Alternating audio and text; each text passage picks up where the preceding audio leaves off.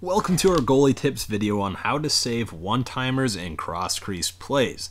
This year is not much different than NHL 17, which is why I left this a little later than previous years.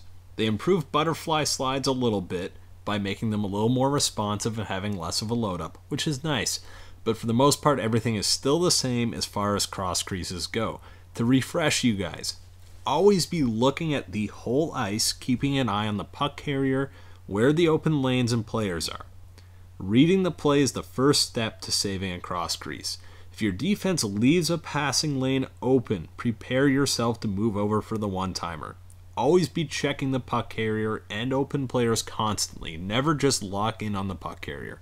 Next, you need to lose depth. The only way to save a one-timer from the hash mark is to be a little deeper so you can move laterally faster. If you are too far out of your crease, it will be an easy goal for the other team. There are a lot of one-timers from above the hash marks and around the hash marks that are must-save plays for good goalies, and this is the way you're going to save them. Stay standing and get your goalie moving. Last year they removed the momentum attached to the saves, and this year they're trying to implement some of that back to a lesser extent, assuming it doesn't make cross-grain snipes viable again.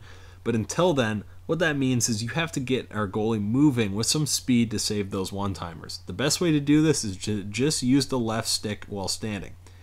If you have a ton of space to cover, or you're out of position, or the guy is in tight, try doing a butterfly slide, but you'll need to time it correctly. Make sure you hit the left stick first and then slide, or else you're just going to drop to your knees and get stuck. If you're late reacting, you can always throw in a pad stack save or a dive to gain some ground to make a fancy save. Be careful though, because you better be sure they're going to shoot, or else you're going to be hung out to dry if they make an extra pass. That goes for desperation saves and butterfly slides. For one-timers coming from the point, a lot of players like to be receiving those passes from the half boards and then shoot it back across the grain to catch the goalie sliding out of the way. To combat this, you should move on a diagonal. That's upwards and towards the middle of your crease rather than directly across, assuming the one-timer isn't coming from too far of an angle. This will save against the grain shots as well as some deflections. Do not cheat too early or you'll get picked short side. If you get beat this way, when your defense is covering the lane, it is all your fault and you should be ashamed.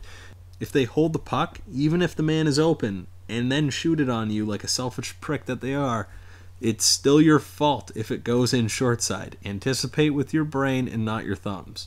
That's it for this video, guys. I hope you enjoyed it. Thanks for watching. Make sure you subscribe for more goalie tips.